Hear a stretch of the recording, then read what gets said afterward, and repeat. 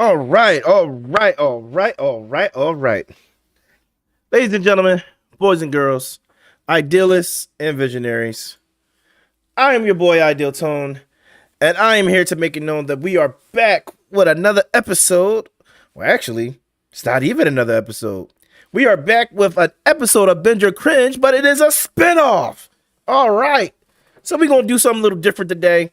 As you all know, anybody who's been watching Binge or Cringe from the beginning, or listening to Binge or Cringe from the beginning, it was the very first crew that was with me was me, myself, and I, and Kobalt and Ezra, or not Ezra. I'm sorry, Risky. Using government names. Yeah, shut up, Kobalt. Just saying. It was by accident. I ain't use this whole government. So we're in the clear. But with that being said, it was just the three of us in the beginning. And then it slowly started to broaden and broaden. We started getting more people involved here and near. But at the same time, it's kind of difficult trying to cater to everybody when it comes to topics to do. And for the most part, we don't really have a struggle with that. But I will say it is hard in the sense that there's so much anime that I feel like only some people have watched. Not everybody has given a bigger genre or bigger load of anime a chance. So I came up with this spinoff, which, by the way, this is called Binge or Cringe, The Godfather and The Vet. With me, for just me and Cobalt, and me and Cobalt, we might have a third party here or there. Maybe Risky might join us, maybe Cryptic, depending on it. Maybe Grim, but somebody depending on the topic, depending on what we're talking about. But I know there's a lot of, as Cobalt says, obscure anime that me and him have watched throughout the years, and that he have asked me to watch because there's anime that I didn't even know about because they're back in the older generation that I've watched because of him that I really always wanted to really discuss. And it's hard because not everybody has watched or has the time to watch these animes. So absolutely, especially with all the new animes coming out. I'm going to put this out there. Binge or Cringe itself was born of me and you geeking out on anime in the first place. That's exactly true. If nothing else, this spin-off show is just basically us doing what we do every week anyway. And so, because we can't really just be off the cuff when we've got 4 or 5 other people in here. We got to give everyone their space to make their spot. So me and Tone kind of we get a few words in, but there's so much more we can throw in on these conversations that we're left behind on. Right, exactly. So, Null's a bum. Null's in the chat. What's up, Nullified? Jiraiya's in the chat too. What's up, boys? They gonna say, Null gonna say, don't forget Null, you dusty veterans. And then Jiraiya gonna laugh at what he said. Yo, why we gotta be dusty veterans, bruh? That's disrespectful. Right? You could be dusty? Yeah, wow, no, wow. Just because we've watched a little more obscure anime than you have, sir. But at the same time, you have your own reasons for that. You just don't like going with the, what do you call it? The hype. You don't like going with the flow or the hype. So Null always watches, for the most part, anime that's not really that's popular, but he watches them later after the hype has died down. Yeah, didn't it take us a year to get him to watch Demon Slayer? Yeah, it took us a whole year to get him to watch Demon Slayer. Oh, he gonna say I'm dusty too. Yeah, no, you're not that dusty, bro. He's dusty at heart. He's dusty at heart. Yeah, you're not fresh out the womb either, but you're not dusty. There are some people that are fresh out the womb. Oh, Rama 1/2 obscure. Yeah, Rama 1/2 will probably be considered obscure. Not seen many people watch that, Jiraiya. Rama is not only obscure but old school, dude. That's like Macross era, dude. That's Pat Labor Macross era anime. That's old. Like Rama 1/2, I would not expect anyone to don't get me wrong. I've talked about it, and I feel like we talked about it together, but it's one of them things where oh wow, yeah, Rama 1/2. I hated Roma because everything around it was so awesome. It was like I couldn't handle it. I'm like, all right, yeah, I'm gonna watch that and not watch Bubblegum Crisis, If Rama, Devilman, and yeah, all those other great animes that were out that were if I'm coming not out at the mistaken, time. Rama 1/2 was one of the first gender benders, right? Oh yeah. Yeah, it was one of the first gender bender animes, but it was cool because it was it was based on martial arts, but it was the first gender bender. Or one of the Well, first. I probably won't say the it was first. quite a bit of slice of life that went on in that show. Yeah. You know. Yeah. What was Null said I'll watch anything that's recommended unless it's new. Oh One for you, gray digital target. oh man. All right, so let's get into it. Today's topics of discussion, if you didn't read the description, me and Kobalt are definitely going to talk about these two specific animes. This is something I've wanted to talk about for a while. And then yeah, Jirai, that one Rama 1/2 definitely had a bit of everything. But these are two shows that I definitely wanted to talk about for a while. And one of them we might revisit in Binge or Cringe itself. Depending. But we'll cover both of them. We at some point we're gonna have to do an episode on remakes. Yes, you know, because we have quite a few good and bad ones. Oh yeah, let's not forget what what was the one with the Dororo or the Dororo? Yeah, I think did I put that on the list? Let me double check. But regardless, no, I don't think I put Dororo on the list. I felt like the remake was epic though. The remake was it was good.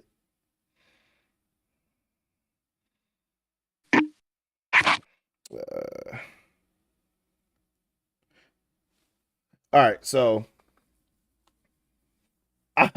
Null said, I want diamonds in the rut. You mean diamonds in the rough, Null? Diamonds in the rough. Well, all right, we got one for you, Null. First off, first topic of discussion is Ushio and Tora. Classic. Grade A stuff right there. Classic. And I truly mean that. It's a classic. It was initially released in 92, 93 as a manga, and then it picked up some steam. They released an animation on it. I believe the 10-episode animation came out in 92, 93. And it was just an OVA, because back then, in the 80s and early 90s, they didn't really do series. It was always movies and OVAs, which are original video animations. They were usually short, and it was a really good OVA, but it never completed the story, really. Exactly. And it was captivating, and let's be real, back then its animation was good, but then we were brought the remake. And what was it, 2014, 2015 era? 2015. They split it into two parts. You had 1 through 26, I believe, was the first part, and the second part. Then they had a small month hiatus. Then they brought us the second. No, they actually picked it up. I think they skipped one season and then it came back up, or it went right into the next year. I gotta recheck that. Yeah, I think that one was one straight stream, and it was a good anime. It held on to a lot of the classic looks, the classic style, and I'd say between the two, it's probably the closest in terms of remakes that I've seen. The style wise, they've really stuck to the OG style. Right. Just awesome art. It was one of those animes that when I was a lot younger, I loved it purely for the imagery. I was big into art school at the time, and I wanted to go to become an animator before I saw how much they actually made. But yeah, it definitely was an inspiring animation. Yeah, it was good. And here's the thing. Ushio Tora, this animation wasn't just the animation for me. It was the story.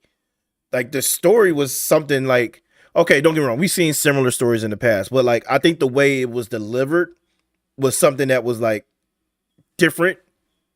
You know what I mean? Absolutely. For the time, it was super different. I mean, Toro was I would say Toro was one of those benchmark characters that opened anime up to having a sidekick that's contributes a lot to the main story, you know? And I mean, he was a badass looking animal, you know? He's still dope looking. And then Tora's a whole beast. There's not many. All right, for those of you, let me break it down right here. Ushio and Tora is literally about a kid who was the son of a priest who works at a temple. His father has been training him, but not training him to combat ghosts. It's secretive. His dad hasn't really told him everything about himself and who Ushio really is. Because Ushio just thinks he's an everyday kid he's an everyday kid who tries his hardest at different tasks and whatever throughout his lifetime, right? Like he's not he's a middle schooler, right? Or was he a freshman in high school? No, he was actually a middle schooler, I believe. He was a middle schooler. You know, as he said, he was trained from his youth because his family had some greater purpose that he never really knew about until he finally, I believe he snuck into the small temple that he was never allowed in as a kid. No, he wasn't allowed in as a kid, but then one day his father, I feel like it was on a sly tip. His father told him to go clean it. Right? Then his dad told him to go clean it. Yeah. It was on some sly stuff. Some things happen and he's forced to release Tora. Mm-hmm. And then, the story goes on with him and Tora. And apparently Tora, there's a lot of backstory that involves him and Tora with his family that you come to learn throughout the story. Exactly. But really it centers around the travels between him and Tora, fighting other supernatural creatures and in some cases humans that are just straight up evil, and it's a fun anime to watch that bridges that gap between what anime was when it really started to get going and what it's become now. The fact that the anime from the past can still be so relevant today, like Ushio Tora and Doro Doro, really speaks to how well written these initially were. Right. Yeah. So, like for example, like once he releases, first of all, it's not just that the only way he releases Tora is by taking control of this mythical spear, all right, which is called the Beast Spear, right? Which Tora is pinned down in the cellar of the ancient part of the temple, and he's stuck to the wall. He's been near for what, over 400 years? Yeah, 500 years. Yeah, 400 or 500 years. He's been sealed there. He's been sealed there for forever. Didn't move, couldn't eat, nothing. So at first, Ushio doesn't release him. He basically impels him more. He impels him more. He kicked. If I'm not mistaken, Tora says something slick to him, and he just stops it even further into his chest. It has its comedic moments. There's a lot of comedic relief. It's not your mild-mannered hero with his super OP teammate. No, he is also OP and not mild-mannered at all. Yes. It's a lot to do with entertainment. It's very entertaining. So, but with that being said, once he finally pulls it out, which like not many people were able to acquire the form that the Beast Spear asks you to and be in control. Ushio was able to control the Beast Spear and stay in control of himself for every time he's ever transformed, except maybe like the one time. I'd reach and say that Ushio de Toro probably influenced heavily the anime of the early 2000s, like Naruto and Bleach. There was a theme of sort of like having that beast counterpart, Mm-hmm. that it brought that you see it a lot more in anime that came after. Yeah, like Yu Yu Hakusho, I would even consider one of them. Yep, and then Yu Yu was actually a contemporary. Contemporary. Yeah, in fact, I think Yu Yu Hakusho was actually before. Was it? I thought Ushio was for Yu Yu Hakusho. Ushio was like, let me check to see when it was serialized. The manga was serialized in 1990. I think Yu Yu Hakusho is in the 80s. I'm gonna double check that right You now. might Though. be right. You're right. The anime came out in the 90s for Yu Yu Hakusho. That was, I remember that.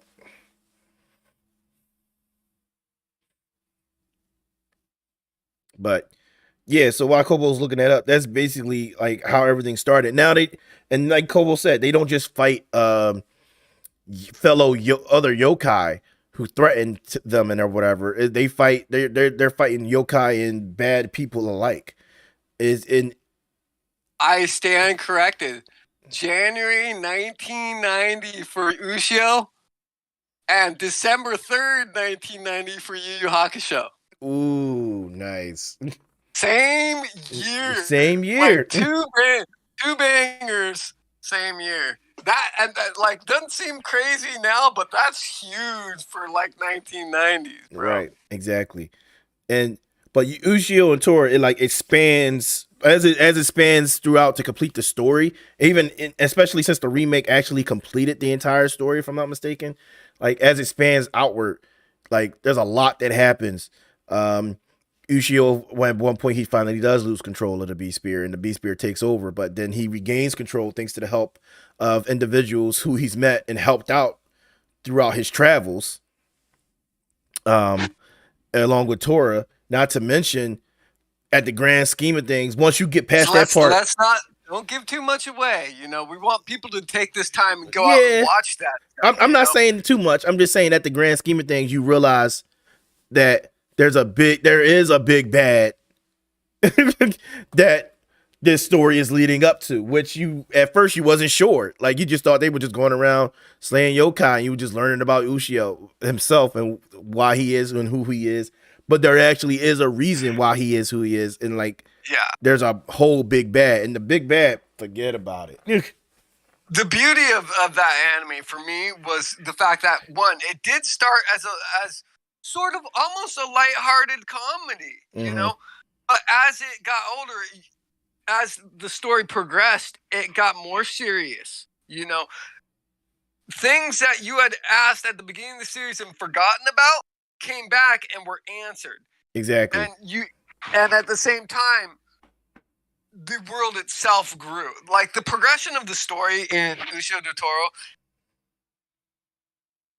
evolved quite nicely from something casual to something that gave a lot of life lessons. Something you would expect from anime. Exactly. You know? just a nice anime for sure. So, but yeah, but I don't want to. We like me and Kobalt, we want to talk about it, but we don't want to get too in depth. But we will say, I will say this: Ushio and Tora, you can watch it on multiple platforms right now, especially the remake specifically. If I'm being honest, there's no point in really dropping the OVA at this point because I feel like it was a precursor that really condensed the story. And with the expanded version, the new version, you get the full story, and it's fantastic. I wouldn't even bother with the OVA in this case, and that's a rare thing for me to say with OVAs. I always say watch the OVA first. This is a one instance where I don't. I say watch the new one. Yeah, so definitely check it out. You can find it on Crunchyroll, multiple anime websites online. If just be careful, you know, viruses and everything out there. You could also find it. I believe it was on Hulu. Is it still on Hulu? It might still be on Hulu. Funimation. You know, check out the various different websites. But if I had to choose ones that you definitely can watch it on. And if you just do sign up for free, Crunchyroll has all the episodes, and you can watch them all back to back for free. You don't have to subscribe to Crunchyroll to watch them. So definitely check it out. It's really worth your time. But yeah, so that's Ushio and Tora. If I had to give it a rating, I definitely give Ushio and Tora between an 8 and a 9 out of 10. I give it an 8. Absolutely. It's also just to let everyone know it's a MAPPA production, so you've got quality animation throughout. Yes, you do. and if anybody who knows me, y'all know I love that grunginess that sometimes anime will bring depending on the studio. It has it. It definitely has it. Especially when they're like fighting. There's so much ferociousness when they're fighting. So, but yeah, so moving on. The second anime we're here to talk about today is Katanagatari, which I believe is so underrated. So underrated.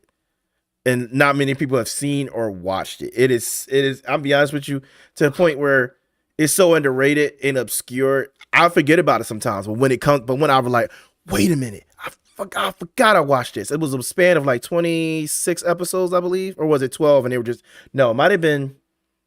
I can tell you right I now, think it was 12, but 12 episodes. It was they only were 12. It was hours. a short one. They were hour Yeah. long though. That's what it was. Oh, that's right. They were hour long. I loved that too. It was one that fell under the radar, and I believe it had a lot to do with the artistic style, which, I mean, people traditionally would see this style and they would think more slice of life, not really action. And it had action. It had fantastic action. And not just action, like even for its even artistically, it's an achievement. Yeah. And even for the artistic style, like there was literally a lot of blood. There was a lot of like, okay, I'm slicing you here. I'm severing your arm. Like for the animation style, you would not expect all of that for the animation style. Like there was betrayal, there was sabotage, there was like it was a lot going on. Oh yeah. Each episode apparently covered a chapter in the original story, and you get the full story in those 12 episodes, and each episode's 50 minutes long. So really, you're getting like a full 26 episode season, right? Just by that, because if you look at anime, a lot of times they'll only be 18 to 24 minutes long, right? You know. And all right, so I think. So if I remember correctly, Katanagatari took place before the Edo period, right? In the Edo period. It was in the Edo period? Yes. Okay. Yeah, so the way it happened was there was this guy who was like, he was a genius of his time. He was a craftsman. And he was a genius craftsman to the point that he created 12 deviant blades. And none of them were the same. And that would be real. Every time when you think blade, you think katana. If you think of Japanese and Edo period, not all of them were katanas. Let's be 100% honest about that. So he had the 12 deviant blades, and he realized what he was creating was not the ultimate deviant blade that he wanted. So he created a 13th one, which actually ended up being a martial arts form. Not to give too much away, but to kind of give some away. And that 13th deviant blade is actually it was a martial arts form which he created in the form of a human. He just taught the martial art to a human. Well, they all essentially have a human form, and that's an extension, obviously, of the way that the Japanese view their blades as having a spiritual element to them. Yeah. He takes it that one step further, where they manifest. Exactly. So now, with the 13th deviant blade created, the 13th deviant blade was actually a martial arts form that was created to combat katanas. So in other words, to deal specifically with evil people who would wield his other legendary weapons. Exactly. So it's literally the 13th form was a martial arts form created to destroy all swords. Basically like that. That's exactly what the martial art is created for. Not to mention for regular combat anyway, but like it was based around that. So with that being, the premise is like the latest heir of the 13th of the 13th martial art, or the 13th deviant blade, or the form for it, the martial art, the latest heir. He's actually recruited by some young lady who's power hungry, which she has her reasons and wants to be in the good graces of the what's the name of the shogun, or not the shogun? I can't. What's the name of the person who was in charge of it? What's the name of it, Kobalt? The official title? Be the emperor, the shogun. Yeah, shogunate. Yeah, the shogunate. The shogun. I was right. I just was making sure that I wasn't wrong. I didn't try to say nothing crazy on the stream. But yeah. So she recruited him and found out where he was, and they went on a journey to gather the other 12 deviant blades, which she gave him like rules, stipulations and everything, like which was kind of struggled for him, if I'm not mistaken. Like she told him he couldn't break the blades, told him he couldn't hurt himself. Like couldn't hurt other people. Here's the thing about that story, though. Each aspect of the swords kind of made it to where these things are absolutely killing weapons. Mm-hmm. He was the only one that was capable of going against that sort of whole thing, and they grow together throughout the story, you know.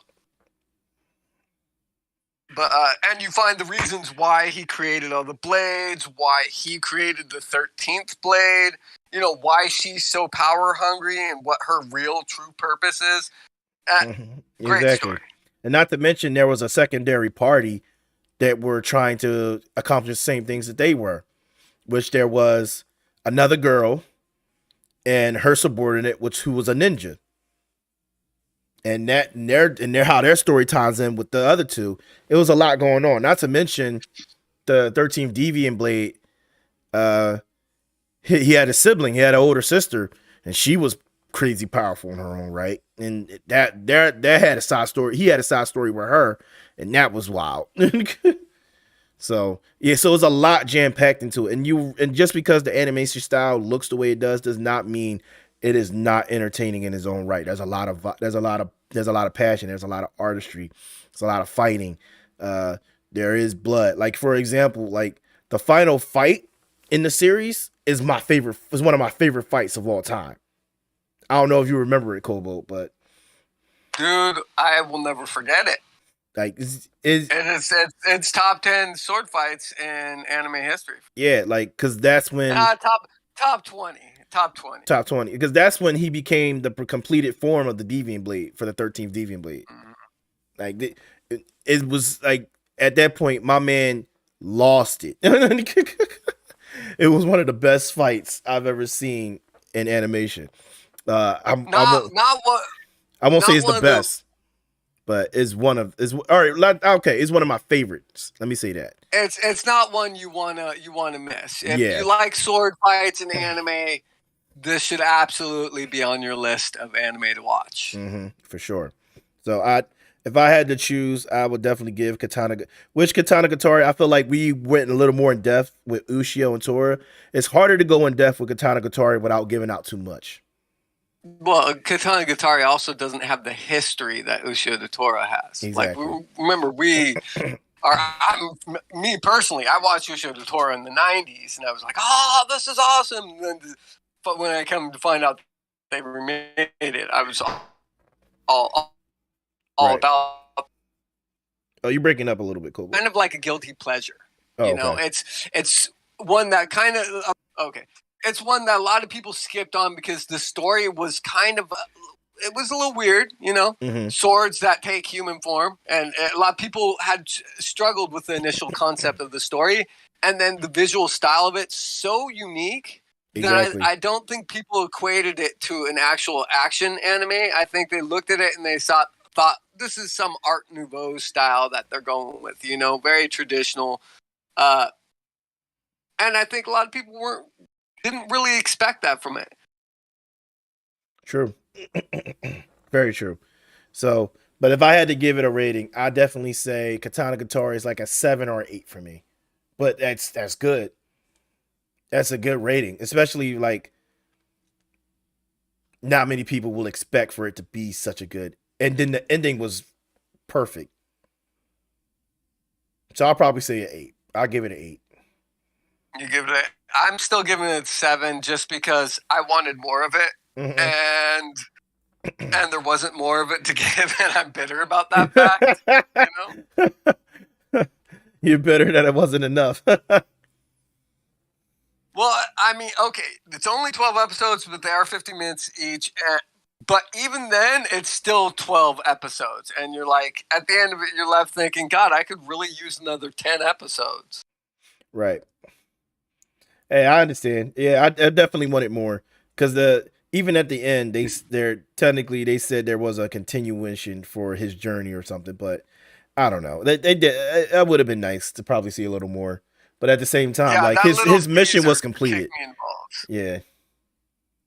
So I definitely give it. Kobo gets a 7. I give it an 8. It's still around the same range. So definitely worth viewing. So Katanagatari, definitely check it out. I definitely wrote it out how it is spelled in the description. So definitely check it out. You can and Katanagatari because of I don't really know. It's been a while since I watched it, so I don't really know what platforms you can see it on. Kobalt, you got any advice for a Well, website or? it is Aniplex, so you're pretty sure it's gonna end up being on one of the main ones. Like I would be surprised if it's not on Crunchyroll or Hulu. Okay, Like maybe I'll check Crunchyroll. I don't. these are absolutely animes that you're gonna be able to find anywhere you look. Mm-hmm. You know, So like definitely give both of them a watch. Especially if you like stuff like those types of animes, and there is some, and like I said, there is a lot underneath them, and there's a lot of martial arts style going on between the two of them. Oh yes, Jiraiya said sounds like Soul Eater. So this actually came out in 2010. I think Soul Eater was 2007. mm, So I mean, they are to a certain degree contemporary. true. But yeah, so that's where we at, guys. That's all the time we had for today. But we definitely covered what me and I feel like me and Cobalt definitely covered what we wanted to cover today. Um, definitely stick around though. We're going to take a small break, and we'll be back for the normal Binge or Cringe segment that we usually do. And the topic for today for Binge or Cringe will be Black History Month. We'll be talking Yeah, I about was just about to say. we'll be talking about black animated characters, whether it's cartoons or animated characters or animated characters. All Black History Month. We the people, power to the people. So, hopefully stick around. Jiraiya, I do think you'll be joining us for that. So definitely hop in, bro. We're going to try to get everybody else before we start back up. So we'll probably reconvene about like 7:15. So definitely thank you everybody for watching and stopping by for the first episode of Binge or Cringe spinoff, the Godfather and the Vet. So I feel like it really well. But how you got anything to say before we get out of here, Cobalt? I think we pretty much covered it. Really, this show is all about us just geeking out on a few animes that we pick for the week and try and get people to learn about other animes that they might not have heard of, that you're not going to see in people's top tens as often. Exactly. Both these shows are I can tell you around both these shows slipped under the radar. And next week, our next show, we'll probably bust out two more that you hadn't heard of, but you should. Yeah, exactly. It's just that simple fact that anime to the point now it is mainstream, but these are anime that came out before anime was as mainstream as it is, and these aren't really mainstream anime. But they could be considered. It's just that they, like Kobo said, they flew under the radar because there are other anime, which I said earlier, that were receiving more of the hype. Like you had like anime we done for regular Binge or Cringe, like Jujutsu Kaisen, Mob Psycho. Those animes have received the hype that these animes didn't receive. So definitely bringing these types of animes to you guys and to the table for you guys to watch and enjoy. So definitely give them a try, guys. But yeah, so that's all the time we have for today. Cobalt, thank you for being here, man. Episode 1 seems to do really well. Did it in a good time frame, about 35 minutes. So I think that's what I really want us to hit for when we're doing this. So unless we really dive in, or it's a big anime that we're talking about. So, but I feel like we had some. I think we made perfect timing to talk about just one or two of our favorite animes. Really, it's going to allow us to dig in more and get people excited about what we're talking about. Right, exactly. So, all right, guys. But yeah, so that's all for today. As always, I'm your boy Ideal Tone, and I am the Vet. And this is your boy. This is my man's Kobalt. He is the Godfather, and we just made that known. Later. Was the Vet.